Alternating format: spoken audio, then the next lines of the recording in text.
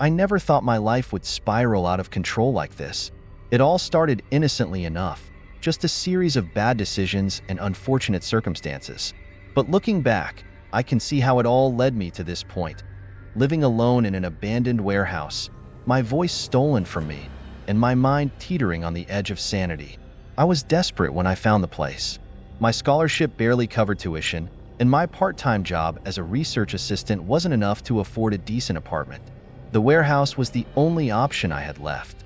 It was cheap, and I convinced myself that the rough conditions wouldn't matter.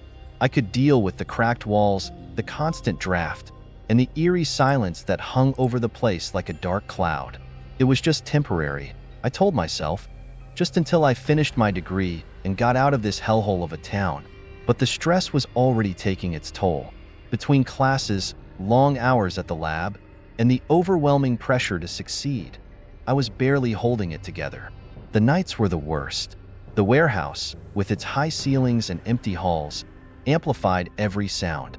I would lie awake, listening to the creaks and groans of the old building, convinced that something, or someone, was lurking just out of sight. Then I got sick. It started with a scratchy throat, nothing too serious, or so I thought. But it quickly escalated into a full-blown infection that left me bedridden for days. My throat swelled up so much that swallowing became unbearable, and before I knew it, I couldn't speak at all. I went to the campus clinic, hoping they could fix me up with some antibiotics and I'd be back to normal in no time. But nothing worked. Days turned into weeks, and still, I couldn't make a sound. I tried everything: gargling salt water, herbal teas, even some old remedies my grandmother used to swear by. But my voice was gone, completely and utterly gone. The doctors were stumped. They said it was just a severe case of laryngitis and that it would clear up eventually. But deep down, I knew something was wrong. This wasn't normal. This wasn't just a throat infection. I started to feel a constant pressure in my chest, like something was trying to push its way out of me. At night, I'd wake up gasping for air, my heart pounding as if I'd been running for miles. And then the whispers started. At first, I thought it was just my imagination. Stress can do weird things to a person, especially when they're isolated and sleep-deprived. But these whispers weren't in my head. They were in my room. I'd be lying there, staring at the ceiling, and I'd hear them. Faint, almost indistinguishable at first, like a radio playing in another room. But soon they grew louder, more distinct, and I could make out words, even sentences. "Ethan," they'd say, my name dripping from the darkness like poison. "Ethan, we see you. We know you." I would jump out of bed, fumbling for the light switch, but the moment the room flooded with light, the voices would vanish, leaving only the sound of my own panicked breathing echoing through the empty space. I'd search every corner of the room, every shadow, convinced that someone was there, but I was always alone.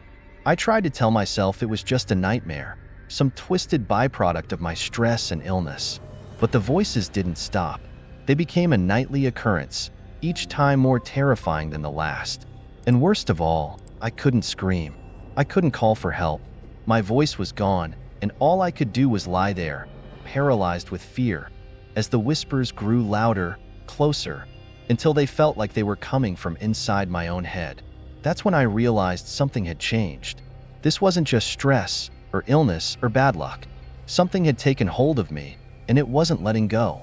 The first time it happened, I convinced myself it was just a fluke, a product of my overworked mind playing tricks on me.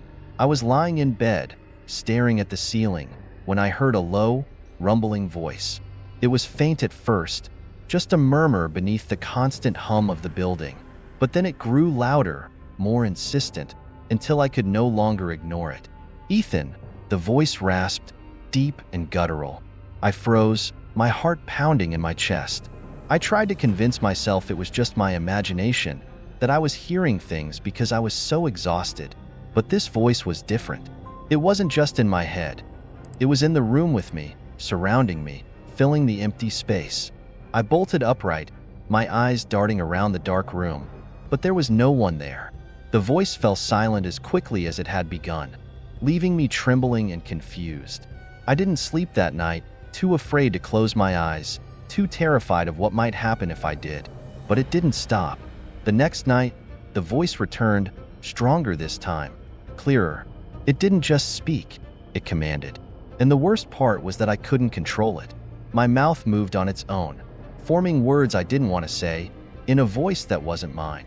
It was like my body was no longer entirely my own, like something else was using me as a puppet. No, I thought to myself, desperately trying to regain control, but my lips continued to move, betraying me. The voice that came out was dark, menacing, nothing like my own. It spoke in a language I didn't understand, a series of harsh, guttural sounds that made my skin crawl. I clapped my hands over my mouth, trying to stop it, but the words kept coming, spilling out of me like a torrent. When it finally stopped, I was left gasping for breath, my body trembling with fear and exhaustion. I couldn't believe what had just happened. I couldn't comprehend it. I was losing my mind. That was the only explanation. The stress, the isolation, the pressure. It was all too much. I was having some kind of breakdown, and my mind was fracturing under the strain. But deep down, I knew it wasn't just in my head. This was real, and it was getting worse. The voice was getting stronger, more demanding, and every time it happened, I felt a little more of myself slip away, like I was being hollowed out from the inside, leaving behind nothing but an empty shell. I tried to ignore it, to push it to the back of my mind and focus on school and work, but the voice wouldn't let me. It began to invade my thoughts, creeping into my mind during the day, whispering to me even when I was surrounded by people. I'd be sitting in a lecture, trying to concentrate on the professor's words, but the voice would drown it out, filling my head with dark, twisted thoughts. It became harder and harder to separate my own thoughts from the ones the voice planted in my mind. The worst was when I'd find myself saying things I didn't mean, things that were cruel and hateful, things I would never normally say. It was like the voice was taking over, using me to spread its poison. My friends, what few I had left, began to pull away from me, sensing that something was wrong. I was becoming a stranger to them, to myself. One night, after hours of trying to silence the voice, I sat down with a pen and paper and tried to write down what was happening to me. I thought maybe if I could see it in front of me, it would make more sense, or at least help me figure out what to do. But as soon as I started writing, my hand began to move on its own, scribbling words and symbols that I didn't recognize. It wasn't me writing. It was the voice, using my hand to communicate, to take control. I tore the paper to shreds, my heart pounding in my chest. I couldn't let this thing win. I couldn't let it take over. But the harder I fought, the stronger it seemed to become. And with each passing day, I felt myself slipping further and further away from who I used to be. I was losing the battle, and I didn't know how much longer I could hold on. By the time I realized I couldn't handle this on my own, it was already too late. I thought I could beat it, this thing inside me, by sheer willpower. But the more I fought, the more it consumed me. My life became a waking nightmare. Every day a battle just to keep control of my own mind. I knew I needed help, so I started with the obvious choice, the campus health center. I scribbled out a desperate note, explaining my situation as best I could, and handed it to the doctor. He read it with a concerned frown, but when he looked back at me, I could see the skepticism in his eyes. Without my voice, I couldn't argue, couldn't make him understand that this was more than just stress or some mental breakdown. He prescribed anti-anxiety medication, told me to rest, and suggested I speak to a counselor. I nodded, trying to suppress the frustration building inside me, but deep down, I knew it wouldn't help. The voices weren't in my head. They were real as the pain and fear that twisted inside me. But how could I explain that when I couldn't even speak? After a few days of choking down those useless pills, I decided to take matters into my own hands. If the doctors couldn't help me, I'd find someone who could. I turned to the only place left, the internet. I spent hours combing through forums, reading stories that felt eerily similar to mine. People who claimed to have been possessed, haunted, or cursed. It all sounded insane, but I was desperate and I couldn't afford to dismiss anything, no matter how absurd it seemed. Late one night, after scrolling through countless pages of nonsense, I found a thread buried deep in an obscure paranormal forum. The stories there were different, darker, more intense. They talked about possession, but not like the movies. These were people who described feeling exactly what I was going through. Losing control of their own bodies, hearing voices that weren't theirs, seeing things they couldn't explain. One post, in particular, caught my attention. It was written by someone who claimed to have been in a similar situation, who had fought back and won.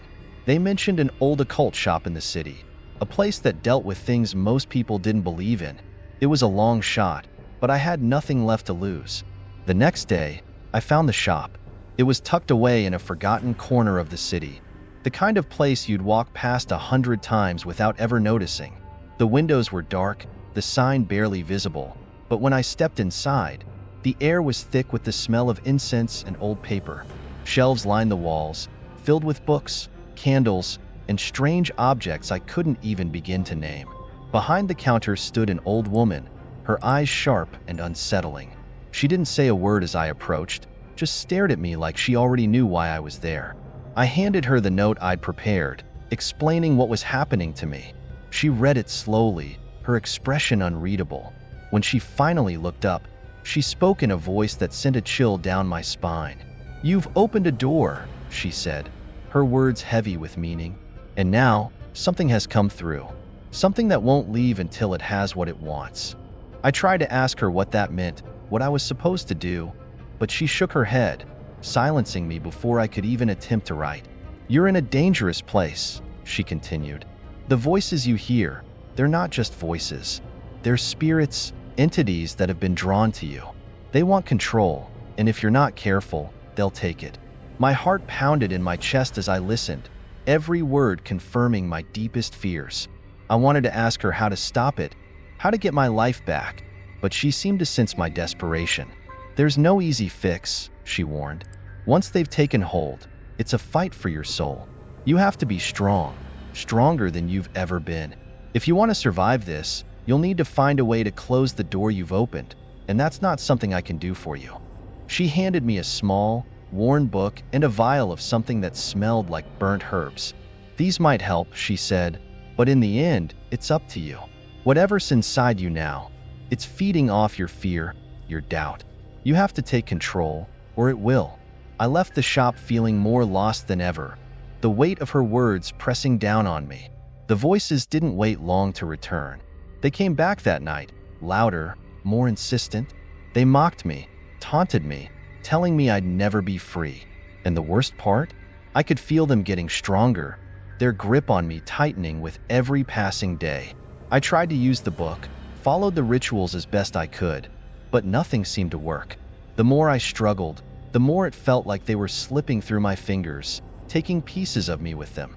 I was running out of time, and deep down, I knew it. As the days passed, I felt the world pulling away from me.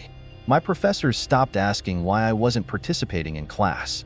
My colleagues at the lab avoided eye contact, treating me like I was a ghost. The isolation that had always been a dull ache in the back of my mind was now a crushing weight on my chest. I was alone, truly and completely alone, and the voices knew it. They fed off my isolation, growing stronger, more relentless, until I could hardly think straight. My health was deteriorating faster than I could keep up with. I'd look in the mirror and barely recognize the person staring back. My skin had taken on a sickly pallor. My eyes were sunken, ringed with dark circles that no amount of sleep could fix. My throat, though no longer swollen, still refused to produce any sound. Every attempt to speak was met with nothing but silence, and that silence was maddening. But it wasn't just my appearance that was changing. I started noticing strange marks on my body, scratches, bruises, even small burns that I couldn't explain. I'd wake up with them, no memory of how they got there. And then there was the smell. At first, it was faint, just a whiff of something rotten that I could barely catch. But it grew stronger, more pungent, until it filled the apartment with the stench of decay. I searched everywhere, tearing the place apart trying to find the source. But there was nothing. No dead animals, no rotting food. Just that horrible smell that seemed to seep from the walls themselves. It clung to me, no matter how many showers I took, no matter how much I scrubbed. It was like the apartment itself was rotting from the inside out, and I was rotting with it. The worst part was that I could feel myself slipping, There were moments where I'd lose time, where I'd blink and find hours had passed without any memory of what I'd been doing. I'd wake up in the middle of the night to find myself standing in the middle of the room, staring at the walls, my fingers smeared with something dark and sticky. I didn't want to look closely at it, didn't want to acknowledge what it might be. One night, I woke up in front of the mirror. The apartment was pitch black, but I could see my reflection clearly, illuminated by some faint, unnatural light. My reflection wasn't just looking back at me. It was moving, even though I was standing perfectly still.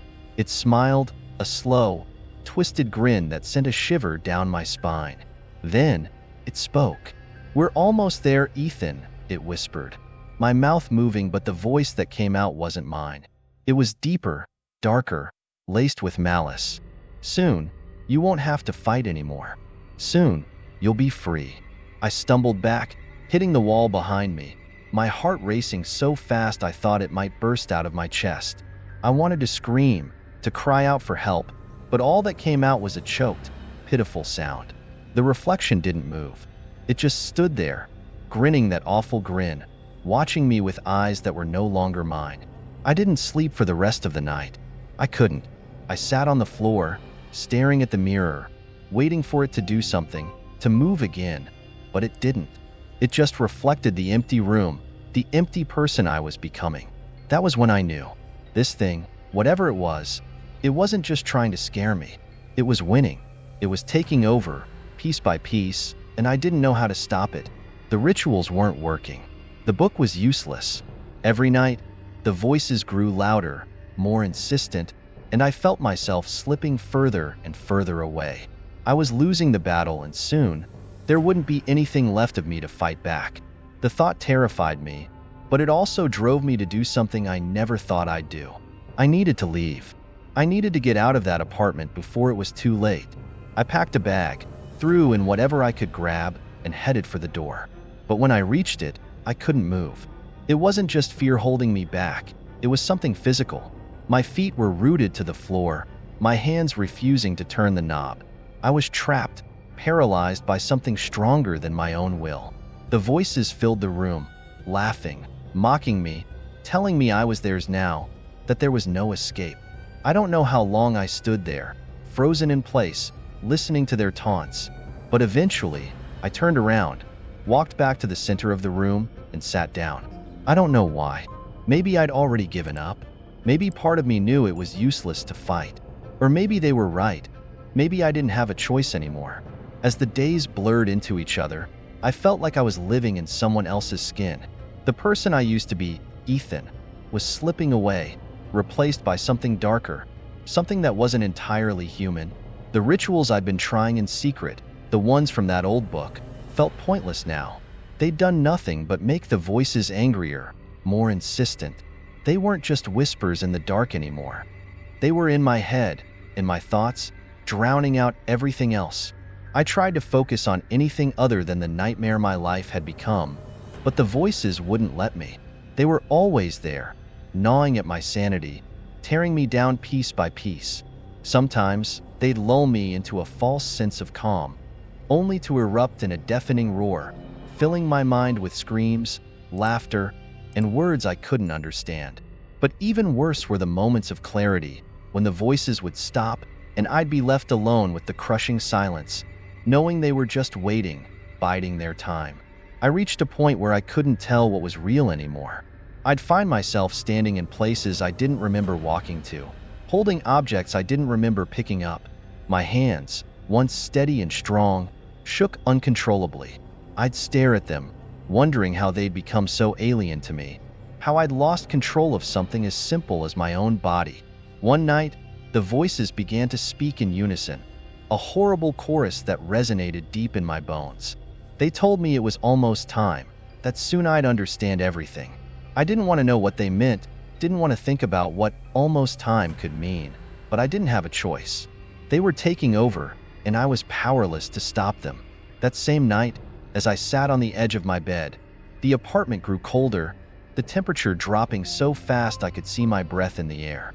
The shadows in the room started to shift, moving of their own accord, gathering in the corners like living things. I knew then that whatever was happening, It was reaching its climax. The voices grew louder, the words twisting into something almost familiar, almost understandable. I could feel them crawling under my skin, weaving through my thoughts, binding themselves to my very being.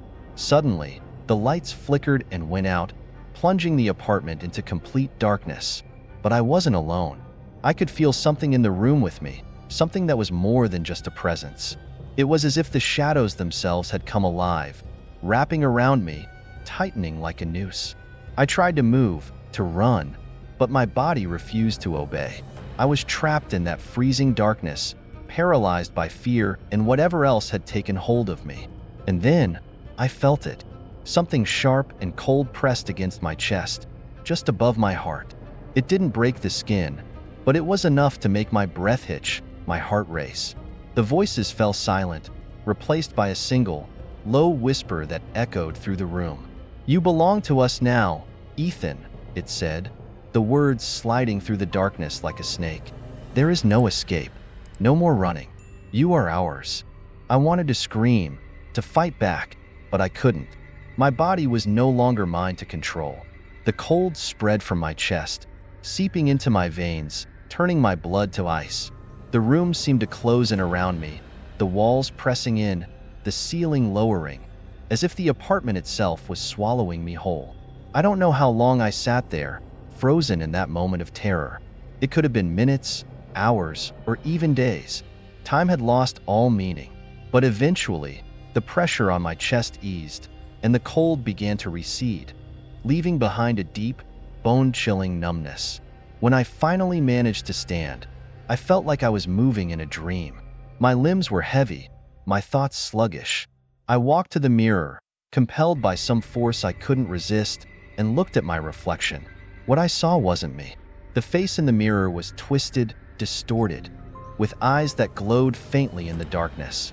It grinned at me, that same awful grin I'd seen before, but now it felt permanent, like a mask I couldn't take off. I tried to move away, but my reflection stayed in place, watching me with those glowing eyes, its expression full of something that looked like triumph. "You're almost ready," it whispered, its voice a cruel mockery of my own. "Just a little longer, and it'll all be over." I backed away from the mirror, shaking my head, but the reflection didn't move. It stayed there, grinning, even as I turned and stumbled out of the room, trying to escape that awful face, those awful eyes. But no matter where I went, no matter how far I tried to run, I couldn't escape it. The voices followed me, the shadows clung to me, and the cold in my chest never fully went away. I knew then that the fight was almost over, that soon I wouldn't be able to resist anymore. Soon, I would be theirs. By the time the final night came, I was barely holding on. Every ounce of strength I had was drained, leaving me hollow, just a shell of the person I once was. The voices had become a constant presence, no longer content to whisper from the shadows. They filled every corner of my mind, seeping into my thoughts, dictating my every move. I couldn't tell where they ended and I began. The apartment was in shambles. The walls were covered in strange symbols, scrawled in a handwriting that wasn't mine, though I knew I was the one who had drawn them. The mirrors were all smashed, shards of glass scattered across the floor, reflecting the darkness that had consumed my life. I couldn't stand to see my own reflection anymore. The face that looked back at me wasn't mine. It hadn't been for a long time. That night, the air was thick, suffocating, and I knew something was coming. The voices were excited, almost giddy, as if they were anticipating something. I tried to block them out, to focus on anything else, but there was nothing left to hold on to. The apartment had become a prison, and the darkness that filled it was alive, pulsing with a malevolent energy that I could feel deep in my bones. I don't know why I walked to the center of the room, but something guided me there. My feet moved on their own, the voices urging me forward. I stood there, in the middle of that decaying, broken space, and I could feel it all closing in on me. The walls seemed to breathe, expanding and contracting as if they were alive, as if the building itself was waiting for the moment to consume me entirely. The cold came back, sharper than ever, stabbing into my chest like a knife. I gasped, clutching at my heart, but there was no relief, no escape. The pain was unbearable, but I couldn't move, couldn't scream. All I could do was stand there, frozen in place, as the darkness swirled around me, pressing in from all sides. And then, it happened. My body jerked, convulsed, as if something had taken hold of me from the inside. My arms moved on their own, my hands raising to my throat, fingers tightening around my neck. I tried to fight it, tried to pull them away, but my muscles refused to obey. The voices were laughing now, a twisted, cruel laughter that echoed through my skull, shaking me to my core.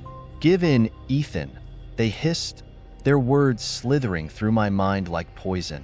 "It's over. You're ours." I wanted to scream, to cry out for help, but the pressure on my throat was too strong. My vision blurred, the edges darkening as the air was cut off, and I knew this was it. This was how it was going to end. The fight was over, and I had lost. But just as the darkness began to close in completely, something snapped inside me.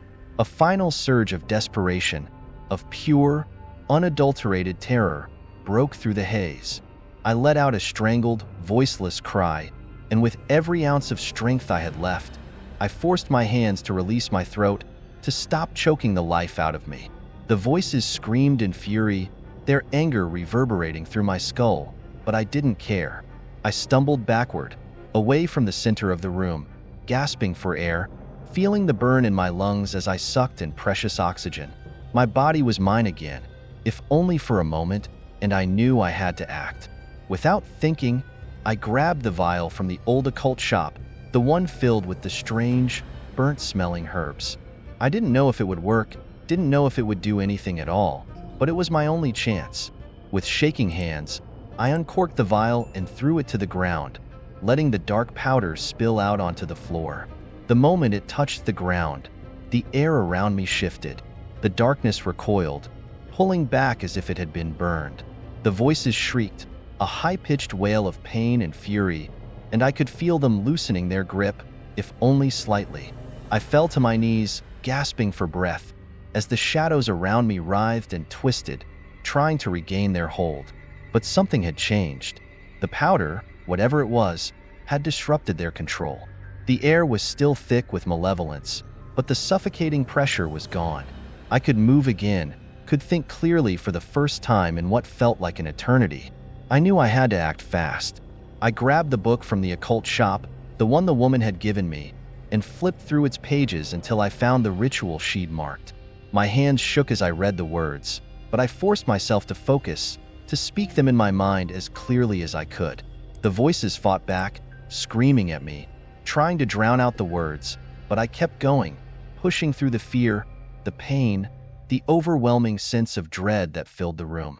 As I spoke the final words of the ritual, the air around me exploded with light. The shadows shrieked, pulling back even further, and for a moment, I thought it was over. I thought I had won. But then the light flickered, dimming, as if it was being snuffed out by the darkness. "No," I whispered, my voice hoarse and broken. "No, please."